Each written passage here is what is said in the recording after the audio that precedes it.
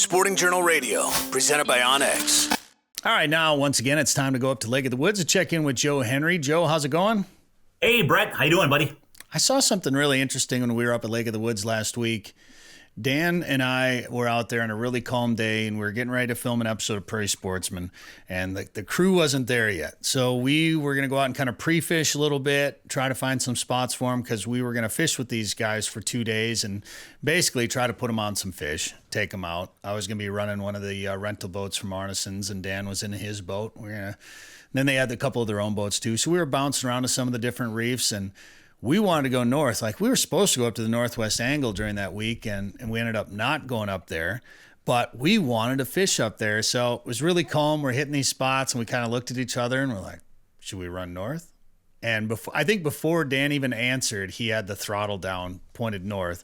And we at least went up around Garden Island and fished up around there. And we caught fish, Joe. But one of the more interesting things that happened is it was pretty calm. It was hot. So of course you're going to deal with, some black flies and things like that when you're out in a boat. But we stopped short of Garden, Dan, by how much? We were pretty close to it. We were close, but we weren't. We were like in the fishing spot of Garden Island, But we weren't up next to the island. No, we weren't on shore. We weren't downwind of the island. Well, there was no wind. Yeah, there was no wind. And as soon as we stopped the boat, we had bugs all over us, like little gnats basically all over us. And we were just trying to figure out, like, how did they find us so fast? What the heck? And the only thing I could think of is that we drove up in the middle of a bug hatch. Like, these bugs were just, maybe they were coming out of the lake. I don't know. I have no idea. Have you ever experienced something like that? Absolutely. And it's funny because, I was just fishing up on Lake of the Woods here not too long ago, and I was talking about pulling spinners with crawlers. I was going to try it because we started jigging. And it was right at that transition time where people weren't using spinners and crawlers yet. And I said, geez, the water temp's 73. That's more than where I'm going to have to pull a spinner. And somebody in the boat made the comment, I normally don't start pulling spinners and crawlers until I see some bug hatches starting to happen. And, lo and behold, that was just last week, and we're hearing about bug hatches now. There were some fish flies that were hatching recently. And that's one of the things about being on some of the big water is that, when you talk about walleyes and how they're responding to bug hatches, a lot of people, I think, have this envision where they're eating these bugs that are flying around. And the fact of the matter is, they're eating the larvae that come out of the mud on the bottom of the lake. Yeah. They come up in a worm form or a larval form, and that's what they're eating. And then eventually what those larvae will do is they'll get to the top, they'll shed their casing, and they'll fly away up the top of the water.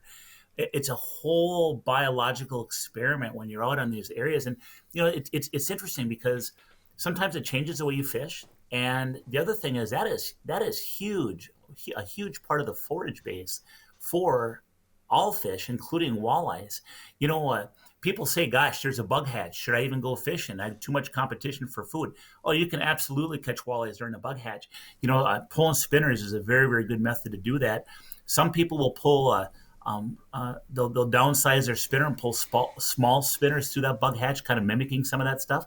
Other people, they'll take the strategy of heading to an area where there's not a bug hatch, maybe shallow sand, maybe rocks, and just not deal with the competition.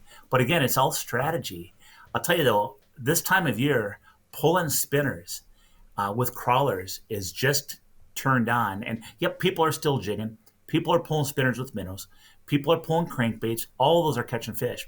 But right now, pulling a snell spinner or a harness with a crawler is absolutely deadly. And it's going to be deadly now all summer into the fall. Dan, maybe you can just describe it if you remember, but we were seeing a lot of walleyes spitting up bugs, or when you were cleaning fish, you were pulling some of those bugs out of them, weren't you? Well, they were in my live well. Oh, I'd yeah. see them, they were regurgitating in the live well. I don't know what they were. They were creepy and gross and digested and all this and that. I don't know. I think, Joe, maybe I sent a picture to you when we were there, and I don't know what they were. I'm not super familiar. I'm not a big insect guy. I'm not familiar with my bugs, but that's definitely what they're feeding on. And we seemed to be one of the first boats to be pulling spinners down where we were, and definitely paid off that first night when you caught that big fish, Brett.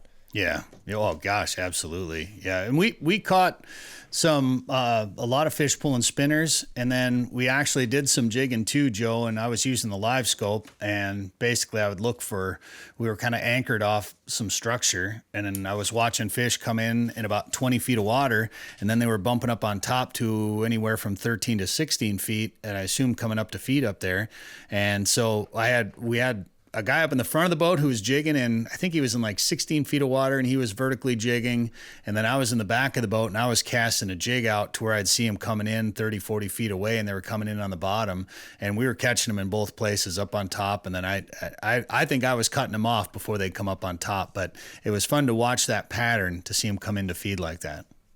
Well, I'll tell you what, so people that do have that technology with forward-facing sonar, they are using it on Lake of the Woods with success. And I think one of the neatest things about that forward-facing sonar is that it not only does it help you catch fish, and I don't use it yet. I will eventually. I don't use it yet, but it not only helps you catch fish at times. I think the other thing is it's very interesting watching the fish behavior. It really gives you a better picture of what's going on down there. I can tell you, I was up at the Northwest Angle last year, and a group of guys came in with just some monster crappies, loaded up the fish cleaning table, some big crappies. And I said, well, how'd you guys find them? Were you fishing for them? And they said, well, what we're doing is we're going up in the islands area. We're going point to point, just cherry picking walleye spots, catching walleyes. And when we're using a trolling motor and buzzing to another point, from one point to another point, you said we saw a big school of fish that was suspended in deep water. Of course, we figured they're crappies. We started fishing. We caught them. The interesting thing, they said, is that we'd be fishing these crappies, and all of a sudden, there'd be a big fish, either a big pike or a muskie, that would come flying through that school, trying to pick off one of those crappies, and the school would scatter. And then we'd have to go looking for them again, and then they'd come together again in a different area close by. And we'd find them, we'd catch some more crappies, and then it would happen again. A big fish would go flying through the middle. How interesting, isn't it? Oh, it's amazing what you see with that forward-facing sonar that you just have no idea. I mean, you'd have no idea that was going on below the surface. But it explains it sometimes when you're catching fish and, say it's a school of crappies or something like that, and you're picking them off, and then all of a sudden everything slows down for a while. And it's either that school just kind of moving off and maybe roaming around, but a lot of times it can be a big predator coming through and spooking them off. And you wouldn't know that without that technology. It's just so much fun. And I used it, Joe. I'm pretty sure I told this story last week on the show, but I used it when we were pulling spinners, and I was in Dan's boat. He's got his live scope up on his trolling motor. So he's watching in front, looking for fish, looking for structure. And I run my live scope off the back. So when we're trolling spinners, I was able to point mine straight off the back, and I could watch I was seeing my bottom bouncer most of the time, but I could lift my bottom bouncer up off a structure, drop it down the back side of it as we came up over reefs or rocks or tree stumps or whatever the case may be.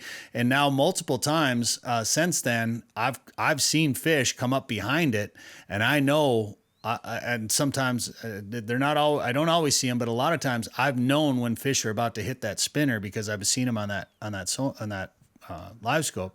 And that 30-incher, I saw him just for a split second before he ate it, and I was about to spit some words out of my mouth because I was so excited, and I don't even think I got him out, but all of a sudden he was on, and I'd seen him right before he hit it. And but if I wasn't able to watch that, I was able to follow those contours so precisely by being able to watch that on that technology. It was amazing, Joe. Yeah, it is, and I think it's a very helpful device, and more people are getting it, and it's neat. The other thing, and obviously when you're pulling spinners, you basically what you're doing is I always tell people that don't use forward-facing sonar to just have your bottom bouncer and just touch that bottom once in a while. Every once in a while, just touch it. If you can't touch it when you drop your rod tip, just let a little more line out, just so you can touch it. You don't want to drag that bottom. Just keep in contact with it, and that's going to do kind of the same thing. Obviously, not to the detail you were doing it, Brett, but you get the picture for people that don't have it. Tell you those spinners this time of year, you guys: 2-hook harness, a crawler. You know what? In a 2-ounce weight, whether it's a bottom bouncer or an inline weight, I'll tell you, pretty darn deadly. Maintain a 45-degree angle, when you're fishing that bouncer. And you're going to go at about a mile to 1.25 miles per hour. And I'll tell you what, on Lake of the Woods, hammered gold spinners, golden pink, golden glow white, orange, chartreuse. I mean, just a number of those bright colors or shiny colors, they can be absolutely deadly for walleyes. Hey, Joe, we got Jason Mitchell coming up, and he has got a tip for crawler harnesses that I'd never heard before that might surprise you. We got him coming up, but if people want to plan a trip to Lake of the Woods, Joe, what should they do? You know what? Hey, check out our website, and that is lakeofthewoodsmn.com. Hear more at sportingjournalradio.com or wherever you get podcasts.